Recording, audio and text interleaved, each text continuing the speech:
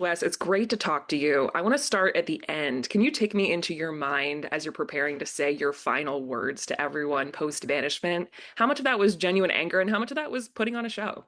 It was, I don't even think the word angry is right. It definitely was on the scale of bitter. I'd be lying to you if I said I wasn't a little bitter, but it was putting on a show.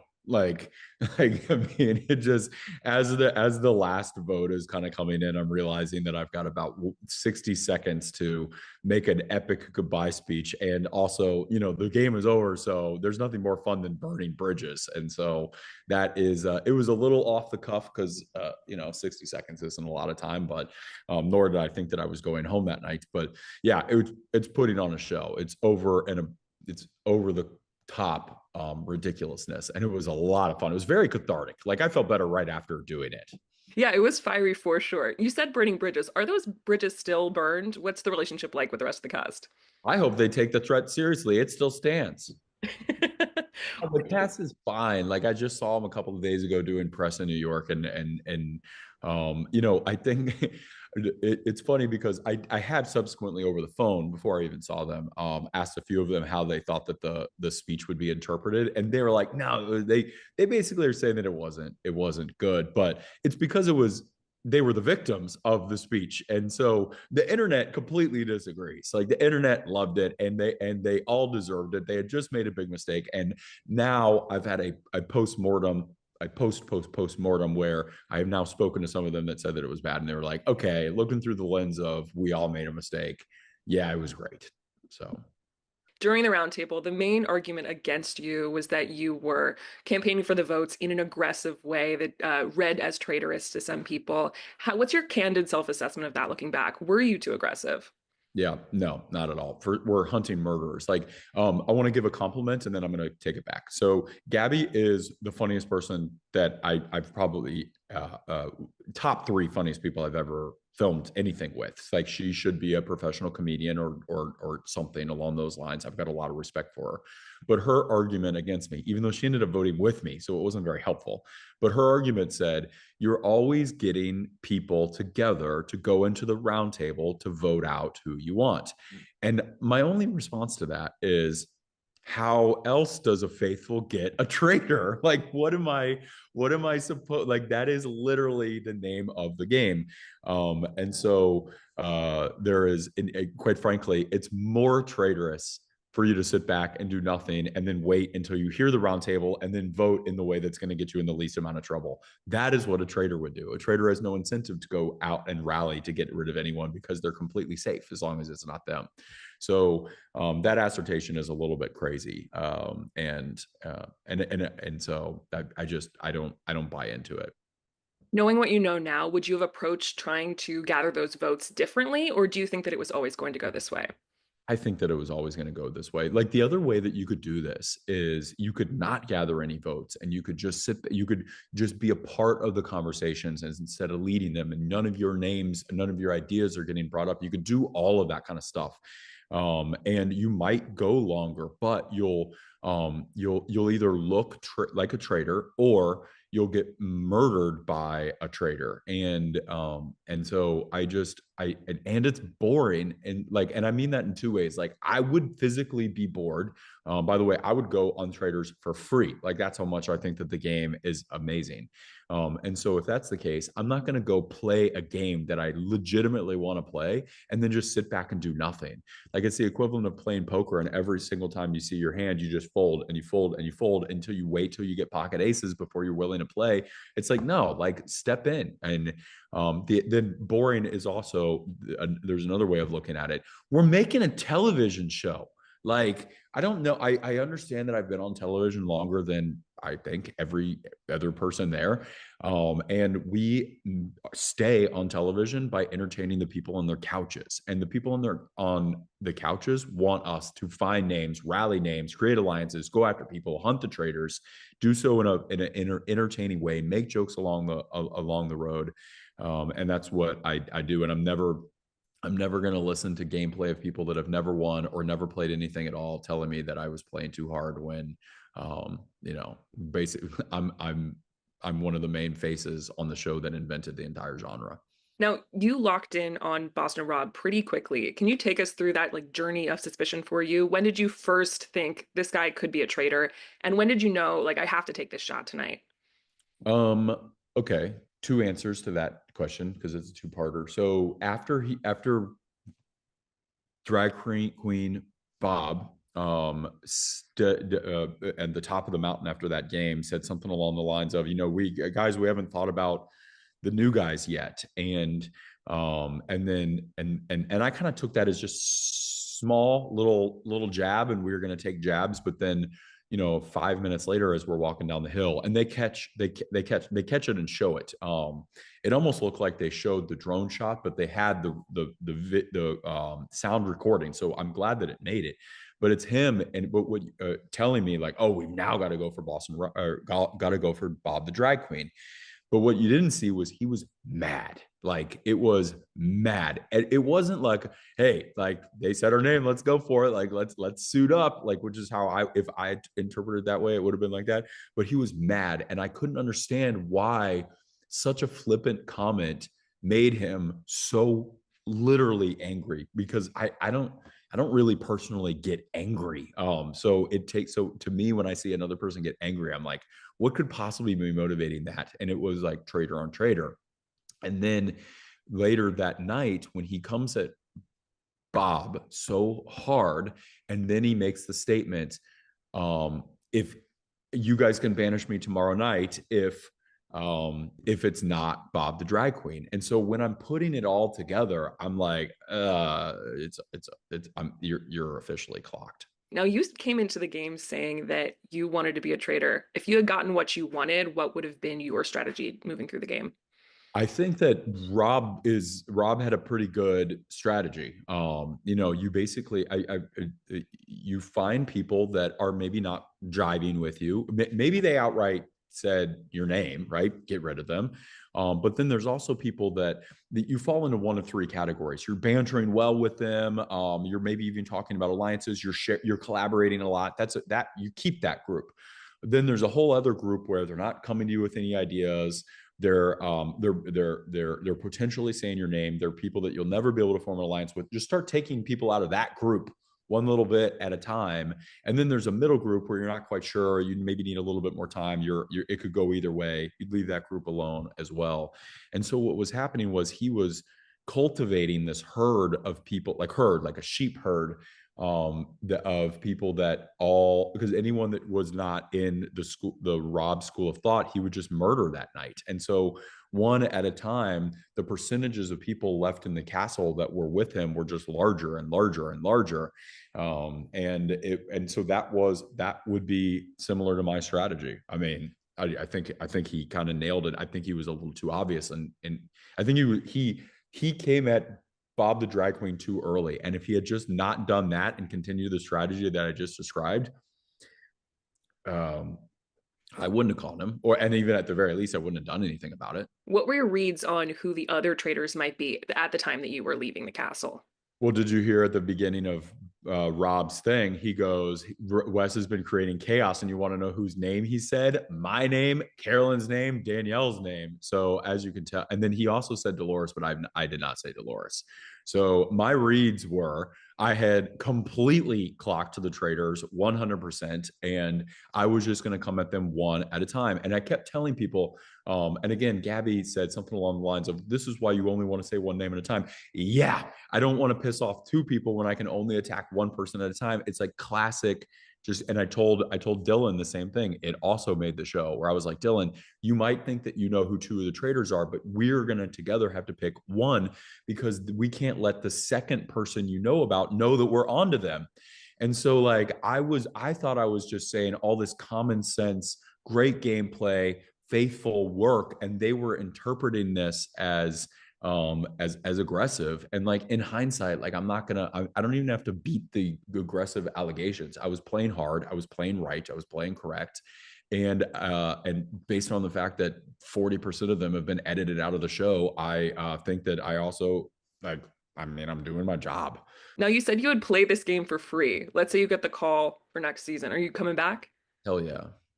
as hopefully a traitor, or you'll. Well, now that people know how I play, quite frankly, I might have to be a faithful. And but I mean, it's not really my choice. But in I think that being a traitor is too easy. And by easy, I mean just like on paper, the game wise, it's hard because it's you're either extra paranoid. There's more things to deal with. You've got extra hours every single day, right into the wee hours of the morning that you're working while everyone else is kind of sleeping. So all that makes the game more kind of challenging in that sense. But it's actually a harder game to play from the faithful end because there's just so much more balance that you have to strike.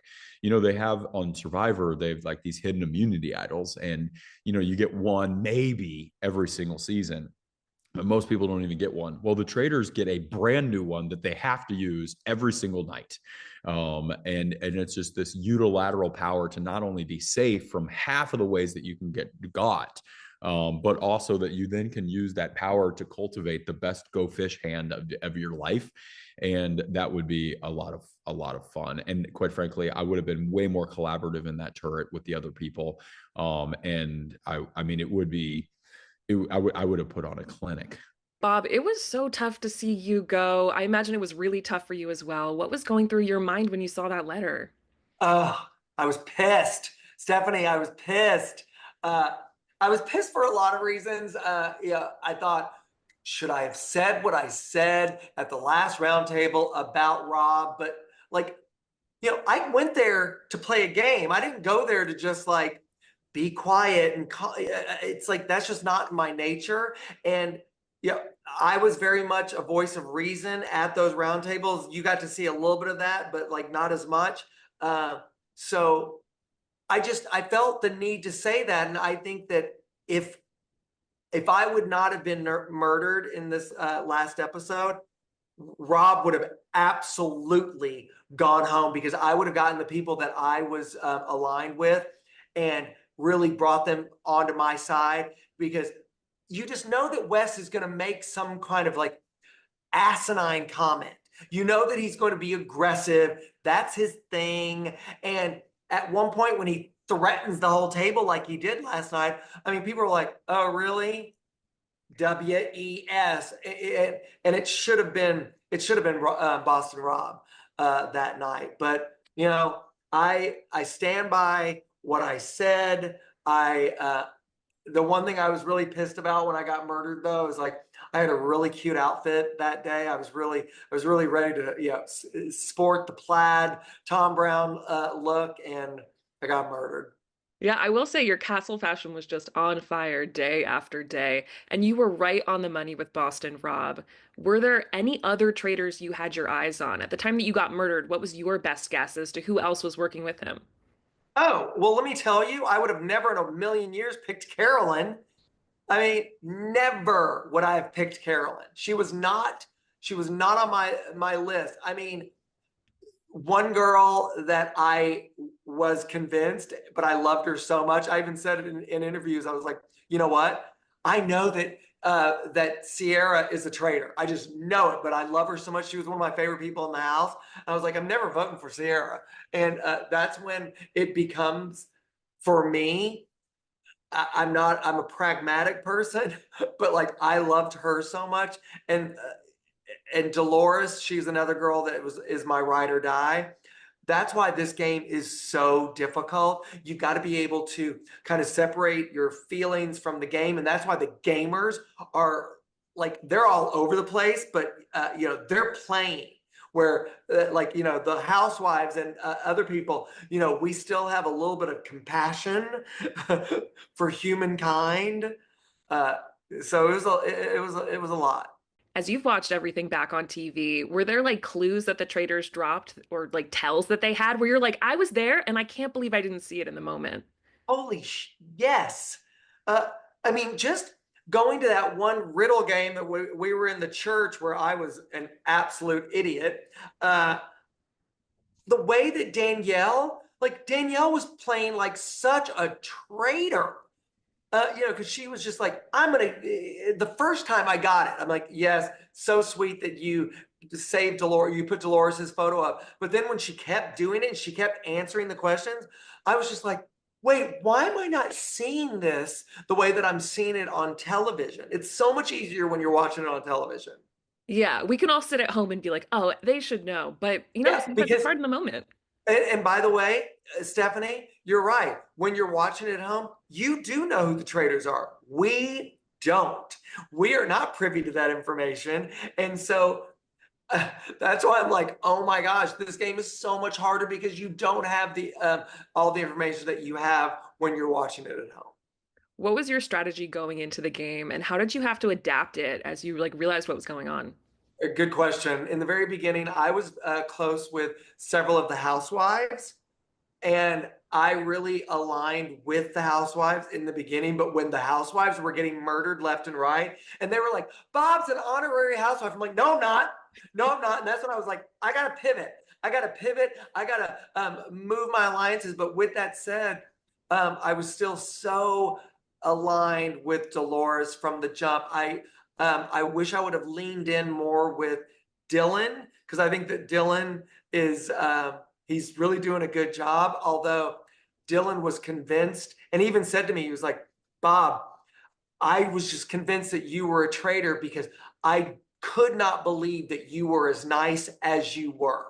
He was like, there is just no way this guy is this nice. And when I got murdered, he was like, oh my God. And he even said, he was just like, he was like, it's true. You are this nice. He was in my house last night. And he was just like, I still just, I'm just so torn by that. Who are some of the other people where you still have a friendship to this day? You like love seeing them. Well, definitely Sierra Dorinda was someone that I love. And also Derrick. I mean, Derrick was someone that I knew from Big Brother, watching him. And, he came out, like, especially in that one mission where I almost, like, lost it. He was like, I'm going to help you do this. He just really had my back, and he had my back, uh, after I died in that round table last night. Because he was like, he even wrote to me, he was like, I'm come, yeah, just so you know, I am doing this for you to try to take Boston Rob out. Now, if you had been recruited by the Traitors, would you have said yes, or would you have remained a faithful? I would have absolutely said yes. I would have absolutely said yes because, well, even though I would have been the worst traitor in the world, because I'm too trusting. I am not a liar. I mean, and I just couldn't, like, I couldn't do that, but I would just be like, all right, let's just see what it's like, because, especially what's going on in the turret right now, I just want to sit back with popcorn and just be like, are y'all going to kill each other tonight? Yeah, that would be a good front row seat to watch that all happen. Totally. It's been crazy. Now, But I also think from a game perspective, people wouldn't expect me to be a traitor, especially the way that I was so bonded with everyone. yeah, you can use those relationships that you built genuinely to your advantage. Now, you had Absolutely. so many great moments this season, but what really moved me was you like running up that hill and persevering during that mission. What was that like for you? And to watch it all back and see how you pushed through? That was the one episode that I was really nervous about watching. And the producers said to me before, just trust us. We're not, because, the Traitors isn't like how Loser was, where it's like on a very emotional, heartfelt episode of the Traitors. It's not like that. But it was such a time that it was unavoidable, because I was so emotional, and that was real and that was honest.